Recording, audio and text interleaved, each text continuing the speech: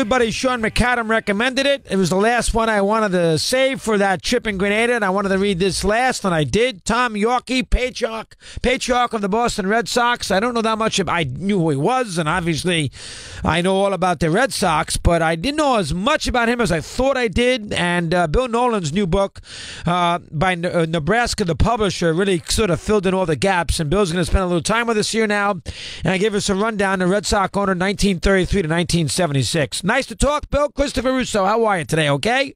Very good. Glad to be here. You're reading this in Grenada? I did. How about that, huh? I mean, I could have gone to South Carolina and hang out on a Yawkey plantation and read it there, but I decided to read it in Grenada. And I didn't know enough about Yawkey. And again, you did a tremendous job. Not a lot of let's do that first, Bill. You would think a guy like Yawkey, there'd be a couple of biographies written about him over the last 20, 30 years. And you made the point early and everything else, not a lot of written word on the Red Sox owner. How come? No, you'd think, as you just said, he owned the team all by himself from 1933 to 76. And then his wife owned it after he died, and then the trust that they set up owned it all the way up to 2002. You'd think there'd be at least one or two books. There had never been a book written about him, and only a couple of articles. How come, Bill? What's the reasoning for that?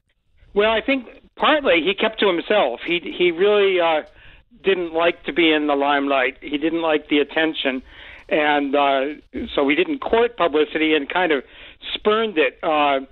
He talked to the press, but all off the record.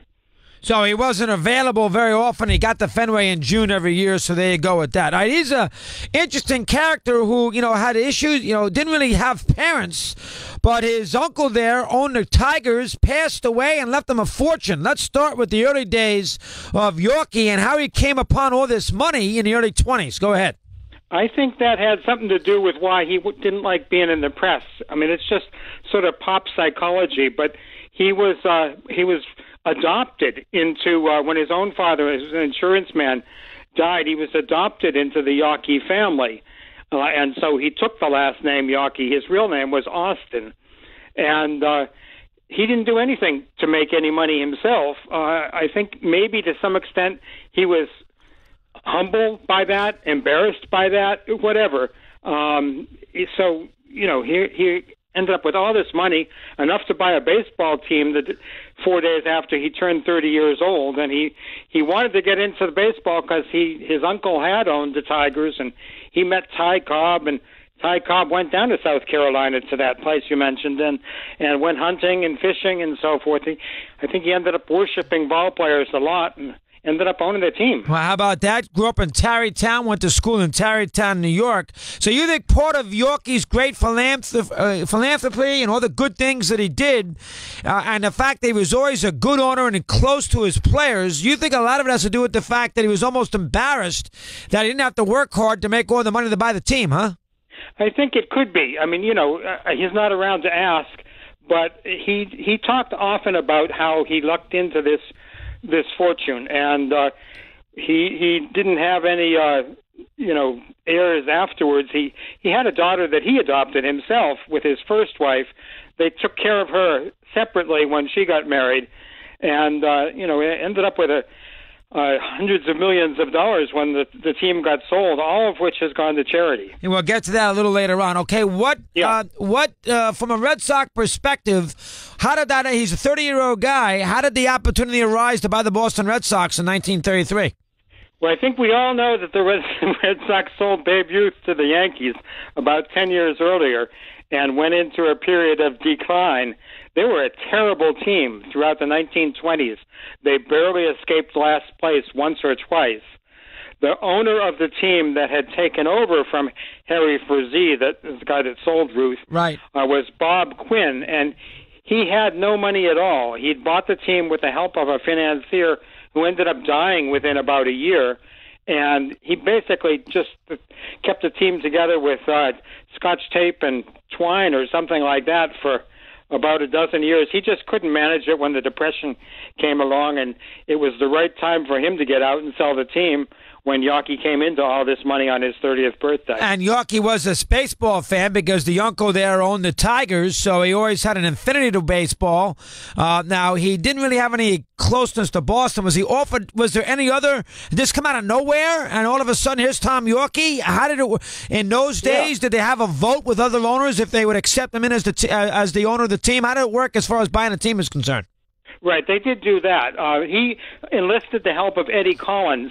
He had gone, Collins and Yawkey both went to the same school in Terrytown, the Irving School, and Yawkey was well aware of Collins having preceded him in baseball. They gave a prize called the Eddie Collins Prize for the best athlete at the Irving School. He was very aware of them, and so he called Collins. They had a chance to meet. And he said, I wanted to buy a baseball team. It's not the kind of thing that everybody has a conversation like every day because most of us couldn't dream of it. But he said the Giants were for sale, but he said he didn't want a National League team. He liked the American League.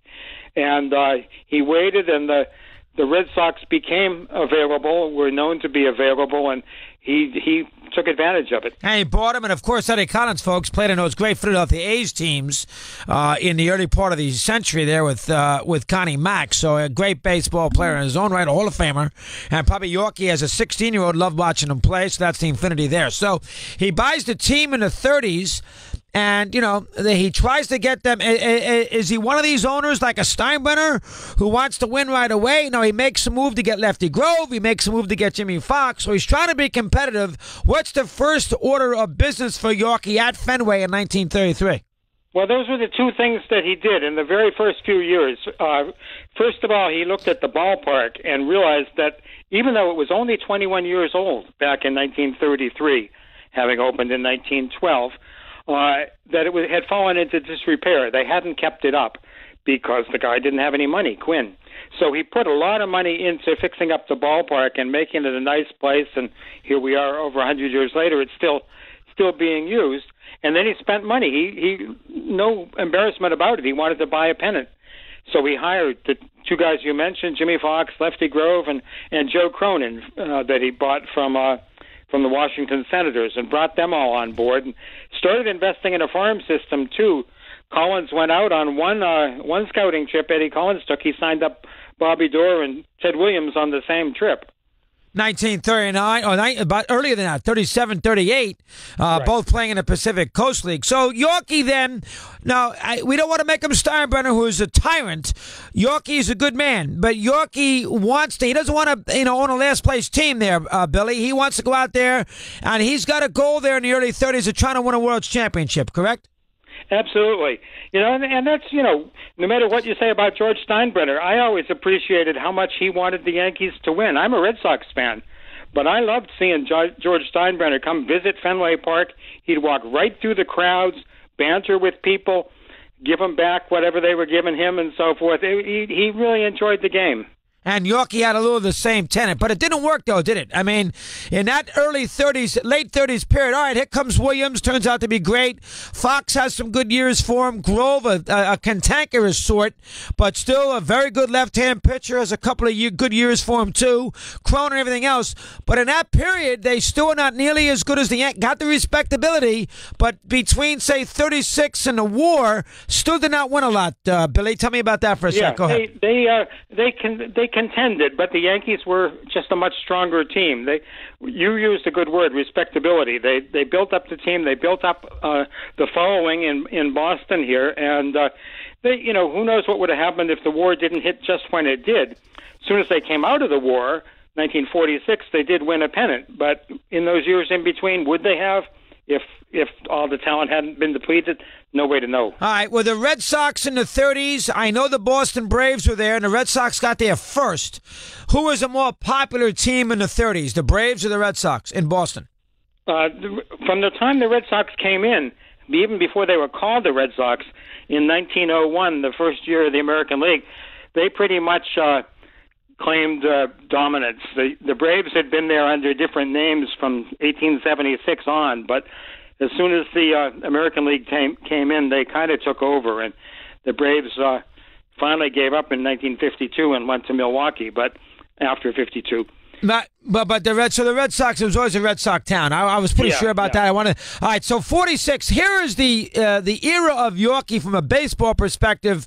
Bill Nowlin, of course, the great biography on Tom Yawkey, longtime owner of the Red Sox. The heyday of the Red Sox, and they were good in the early 70s, but the heyday of the Red Sox, in a lot of ways, Bill, is between 46 and 50. They should have won a couple of pennants, more pennants. They played in the one World Series, lost in the seventh game. They should have won in 48. They should have won in 49. They were good in 50. I mean, you get right down to it. The Williams is in his prime. They hit the hell out of the ball. I mean, they got a great offense. From 46 to 50 is really the greatness of Yawkey's Red Sox, and they should have won a couple championships. How about that for a sec? Go ahead. Yeah, well, they made it to the final game, 1948. They ended up tied with the Indians, and there was a one-game playoff, which they lost. And then 1949, they were in a virtual tie with the Yankees. All they had to do was win either of the last two games of the season, but they lost them both. So both times they took it right down to the end, just as they had done in Game 7. In 46. Against the Cardinals in 1946. And 1950, they were only 4 games out. You're right. They had a whole stretch there. They were right up there, right in contention. And then they completely fell apart for the rest of the 50s. Now, were the Red Sox, did people think of the Red Sox curse between 46 and 50, or did that only come much later, say, with the Yankees in the mid-70s or late 70s? When did that Yankee curse begin? Did it begin in the mid-40s with Williams, or is it much later than that? The first time that it started getting really mentioned was actually in '86 when the Mets beat the Red Sox. That's the first time it started really getting publicity, and it was instinctively, everybody knew what they were talking about. If you mentioned the curse of the Bambino, any Red Sox fan knew just what was being talked about because of all the years we just mentioned, 46, 48, 49, and then they lost the World Series in Game 7 in 1967, and Game 7 in 1975, and Game 7 in 1986. If it wasn't a real curse, it was closest thing to it. Yeah, it was 4 Game 7s, and don't forget Yawkey part of 3 of them. How about his relationship with his big stars, specifically early on with Williams? He loved Ted and vice versa. Give me a little rundown on that for a sec. Go ahead. Yeah, but there was always a distance between them. I mean, in a way, Yawkey wasn't a whole lot. He was 15 years older than Ted Williams, so they could have been brothers in a way, but they each kept to themselves. They each had separate lives. Yawkey was kind of like a hermit in some ways. He had this estate in South Carolina that he went to and stayed down there till May or sometimes even June until the weather changed. He stopped through New York to do business because that's where his business offices were, and then came up to Boston. He was kind of a man of leisure, but he kept his distance, and I think because he was a rich guy, he had to fend off people, and so he created a kind of wall that would separate him from kind of daily contact with people that might have their own ideas about what he should do with his money. He lived in a hotel in New York, in the Hotel Pierre. He lived in Boston in the Hotel Ritz-Carlton. His only home was in South Carolina, even though he was born in Detroit. He got around, but that was his routine. And Ted Williams kind of kept to himself too. He was happiest if he was out fishing or off by himself with 1 or 2 friends. He'd sometimes go out, and a third person would try to join him and Bobby Dorr for a walk after a game, and he'd say, "I think I'll just go back to the room." He wasn't one for crowds, so he never really after the 30s. Lefty Grove often came down to hunt and fish in South Carolina with Yawkey, but after that time, he kind of maintained a distance from his ball players. And he spent money, too. This is not a guy who was cheap on his players. He had payrolls that were 20-25% higher, Billy, than any other team in the sport. It's not, and more, the Yankees never paid. The Dodgers and Rickey never paid. Yawkey did pay throughout the 40s and the 50s, correct? Yeah, I don't think he made a lot of fans among the other owners in that regard, because he would bid up the prices for anything. They called the Red Sox the Gold Sox sometimes, or the Fenway Millionaires, different slogans that the newspaper guys would put on him. He was very, very generous with his ball players and other employees.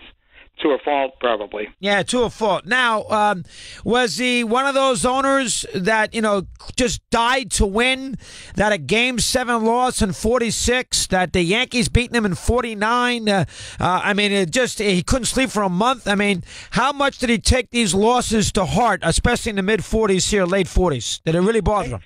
I can't answer that very well because he didn't talk to the press that much.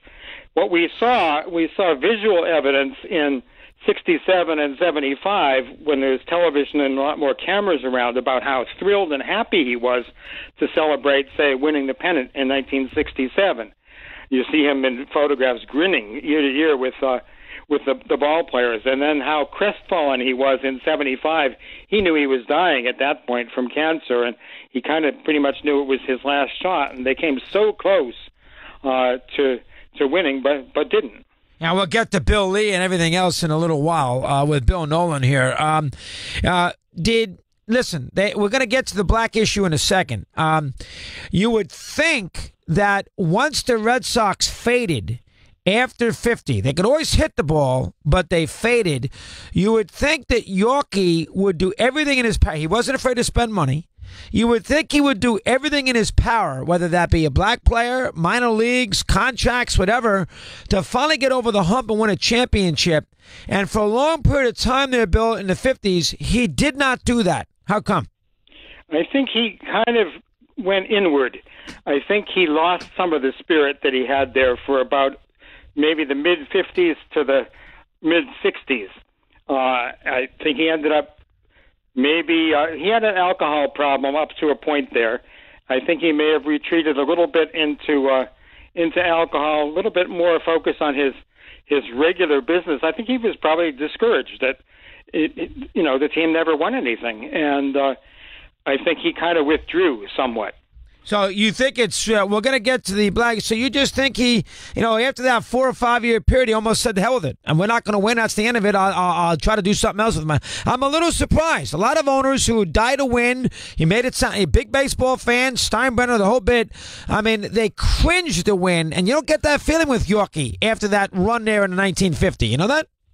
Yeah, I think that there's just a period. I think he got it back by 67 when they came out of nowhere and with the impossible dream team. I think he got a sort of a second life there, and he loved the ballpark. He loved the game, but I think he lost some of his fighting edge, so to speak. Indeed. Bill Nowlin, Tom Yawkey. We continue with Bill. Good to have him with us on a busy program on this Tuesday. We're back right after.